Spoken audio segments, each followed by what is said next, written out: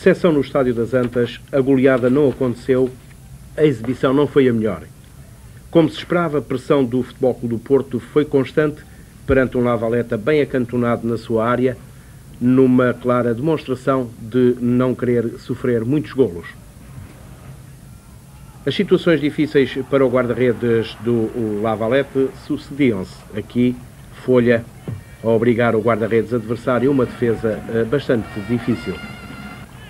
Como dissemos, os lances portistas na área dos malteses foram constantes, mas os avançados do Futebol Clube do Porto não conseguiam finalizar em condições. Um excelente túnel para Kostadinov atirar ao lado. Os malteses também não facilitavam, diga-se, povoaram muito bem toda a zona defensiva e registre-se que só aos 35 minutos passaram do meio campo e remataram à baliza de Vítor Bahia.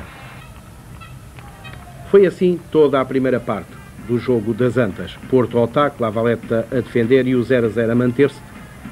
E aos 43 minutos, Cini, obrigado a uma defesa difícil, com um golpe de rins, a desviar uma bola que caía sobre a sua baliza.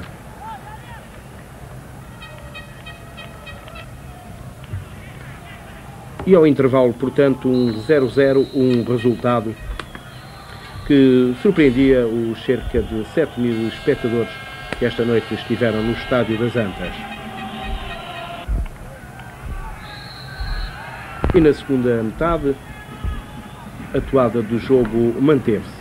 O Futebol Clube do Porto, conjunto que mais atacava, os malteses iam anulando todas as tentativas adversárias. O Futebol Clube do Porto a demonstrar grandes dificuldades de penetração perante a cortina defensiva dos malteses. Aliás, os jogadores portistas não dispunham de grandes espaços. Aqui Andrade a cabecear sobre a barra. Uma tentativa de entrada pelos flancos da equipa do Futebol Clube do Porto, mas lá estava um jogador de Malta. Os jogadores malteses sempre iam à bola ao primeiro jogador do Futebol Clube do Porto. Aqui a infelicidade a surpreender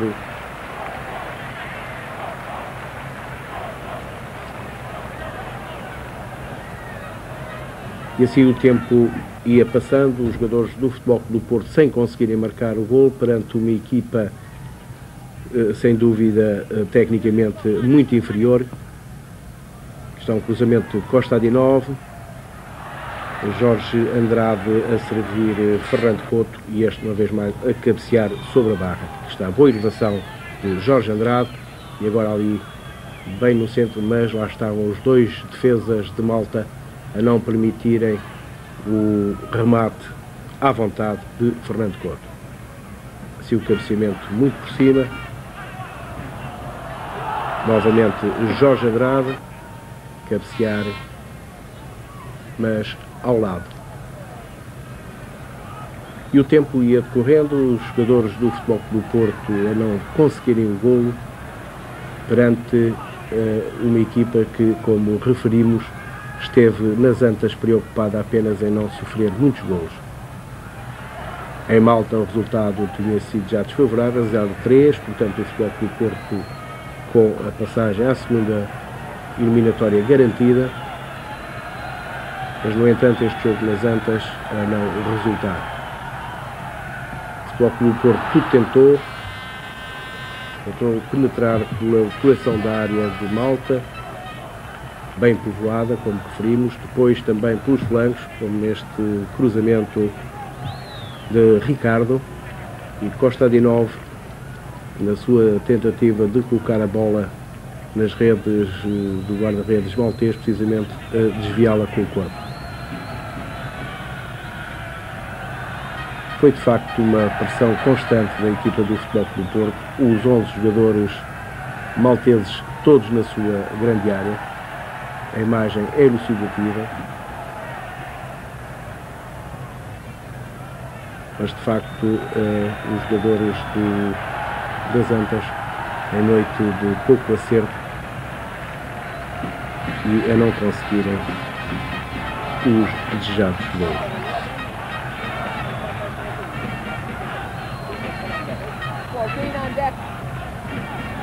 Ricardo para a marcação de um canto, grande nervosismo, e a sair desta maneira, cruzamento logo para a zona frontal, a permitir o despejar sistemático dos jogadores malteses, como neste lance em que é a Vítor Bahia a ter que sair da sua área para anular esta tentativa do contra-ataque da equipa de Malta.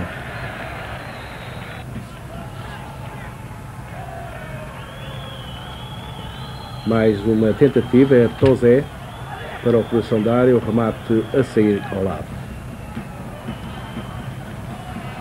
Era de facto muito difícil ultrapassar esta defesa dos jogadores malteses, com Popolini, Camilleri, Agius e Saliba na primeira zona, fazer aquilo que vulgarmente se denomina pela queima e, portanto, a desarticular o apoio que os jogadores do Futebol Clube do Porto necessitavam para de facto ultrapassarem a cortina defensiva adversária.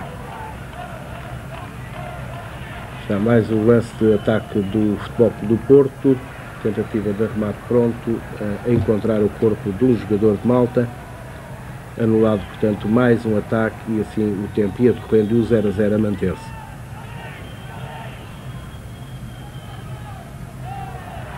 Mais uma solicitação a Timóteo, a bola a sair do lado, mais um pontapé de canto para a equipa do Futebol Clube do Porto.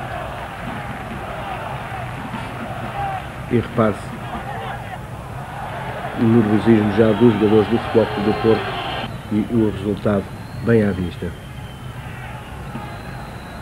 E mesmo sobre a hora é que o Futebol Clube do Porto conseguiu o seu golo. Nasceu neste lance uma falta do defesa Cécil Iberra sobre o avançado do Futebol Clube do Porto, que o árbitro espanhol de imediato assinalou um livre direto, e está a repetição, carregando pelas costas precisamente Jorge Andrade. Zona frontal, zona muito difícil para o guarda-redes. Era a última hipótese, portanto, para o Futebol Clube do Porto. Recordamos, estávamos no 45º minuto. Timóteo, André, Jorge Andrade e ainda Fernando Couto junto à bola. É Timóteo e marca assim o gol, o único gol das Antas, marcado em lance de bola parada. O que nada abona os jogadores, os dianteiros da equipa das Antas. Está na repetição, pode ficar um bom remate a entrar entre os defesas malteses, a aproveitar a deslocação, portanto, de La Perla, o capitão da equipa, que abriu a barreira. Aí está. E Timóteo está a aproveitar muito bem.